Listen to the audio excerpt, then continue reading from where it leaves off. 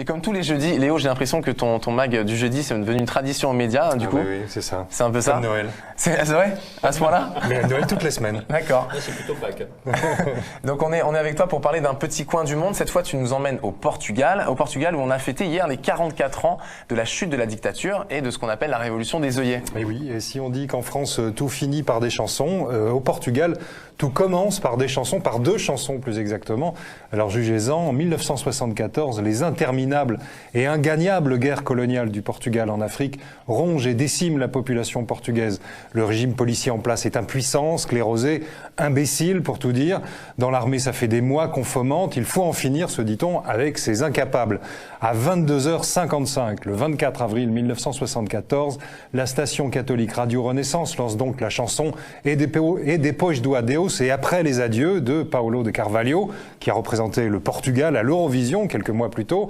Pour les soldats et les officiers contestataires de gauche réunis au sein du mouvement clandestin des forces armées, c'est le signal.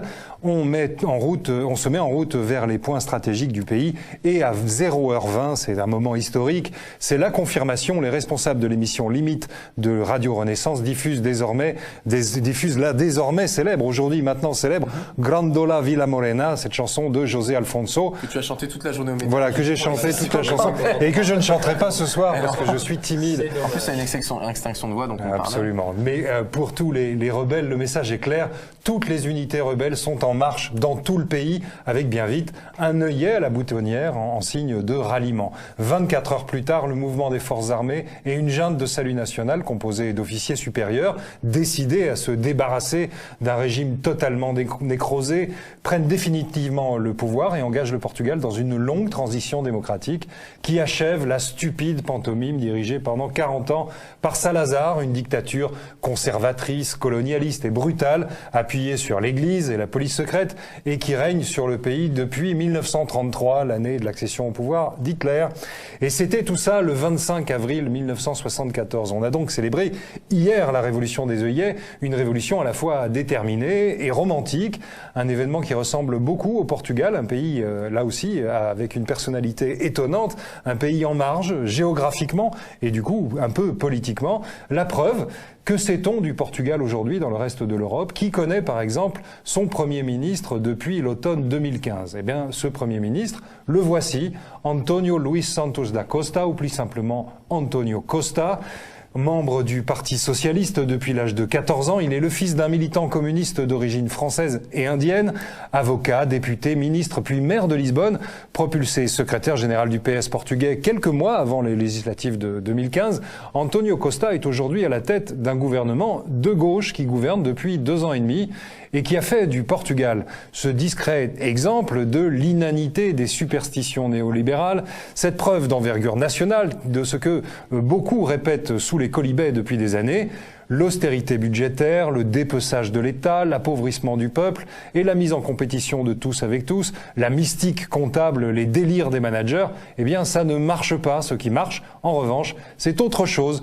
Il faut dire avant tout que l'histoire du gouvernement Costa, c'est l'histoire d'une obstination. Car ce n'est pas la gauche qui remporte les élections législatives en octobre 2015. C'est la droite sortante. Mais elle est incapable de gouverner. Sa coalition branlante tient à peine un mois. Le 24 novembre 2015, le président conservateur Aníbal Cavaco Silva confie donc au chef des socialistes, António Costa, le mandat de la primature, après qu'il a bâti une coalition gouvernementale avec les communistes, les écologistes et les forces de la révolution citoyenne rassemblées dans le bloc de gauche, les insoumis portugais, pour le dire vite. Un point de convergence transcende toutes les divergences, la fin de l'austérité dogmatique, la relance par la consommation et la protection des travailleurs, la réappropriation de la structure de l'État méthodiquement démantelée au bénéfice de la prédation privée. Alors on l'imagine, son arrivée au pouvoir est accueillie avec défiance et mépris à Bruxelles et à Berlin. Le commissaire européen aux affaires économiques et financières, le surveillant général Pierre Moscovici, fait les gros yeux, il lève le doigt, il n'y croit pas à cette coalition. L'invraisemblable Wolfgang Schäuble, le ministre des Finances allemand, prédit le pire en ricanant. Il se dit que dans quelques mois ce sera une nouvelle Grèce. La droite portugaise se moque de cet attelage qu'elle appelle le machin et qui, pour ses plus brillants esprits, notamment dans les grands médias portugais, ne passera pas l'hiver. Manque de bol, 2 ans et demi plus tard, le gouvernement d'Antonio Costa est toujours en place. Et ses résultats sont spectaculaires. Le taux de chômage s'est effondré. Il a été quasiment divisé par 2 en 5 ans. Le taux de croissance ne cesse d'augmenter, plus 2,8% l'année dernière. Le salaire minimum a été augmenté, et significativement, et devrait continuer à être augmenté, de même que les pensions de retraite et les allocations familiales. Le gel du salaire des fonctionnaires a été levé, et on a même rétabli les 35 heures. Le droit des salariés a été renforcé, les impôts des plus modestes ont baissé, les services et les infrastructures publiques ont été soit conservés dans le giron de l'État, et on a même renationalisé, ou plutôt municipalisé, par exemple, les transports publics, après qu'ils avaient été libéralisés, comme on dit à droite, et qu'ils avaient donc été totalement désorganisés. Et mieux, le sacro-saint déficit public, surveillé comme le lait sur le feu, ou plutôt comme la faute dans l'âme du pêcheur, est inférieur à celui de la France. Il était de 7,4% du PIB en 2011, ce qui avait motivé l'atterrissage des génies du FMI, de la Banque centrale et de la Commission européenne pour un énième plan de sauvetage saignant. Il est aujourd'hui de 2%, 1% de mieux donc que le taux idéal au doigt mouillé exigé par Bruxelles, vous savez, les fameux 3%. Alors voilà, on viendra sans doute bientôt en détail sur les raisons de l'embellie portugaise. Je ne veux pas trop vous assommer avec des chiffres. Et bien sûr, tout cela n'est qu'une vision macroéconomique. Il y a encore beaucoup d'injustices au Portugal et des anomalies et des échecs, bien sûr. Mais pour décentrer un peu notre regard, le plus souvent tourné d'autorité vers l'Allemagne ou vers la Suède, je voulais simplement attirer votre attention sur nos frères et nos sœurs marginales du bout du continent, sur ce merveilleux Portugal qui a offert tant de splendeur, tant de couleurs et de rêves à l'humanité.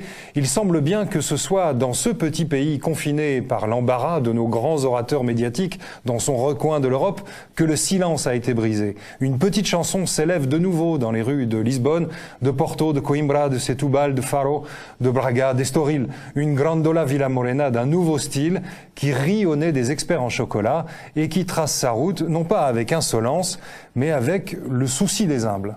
Merci beaucoup Léo, c'est vrai que ton éclairage sur la révolution des œillets et sur le Portugal d'aujourd'hui, du coup ça nous apprend pas mal de choses. Merci beaucoup.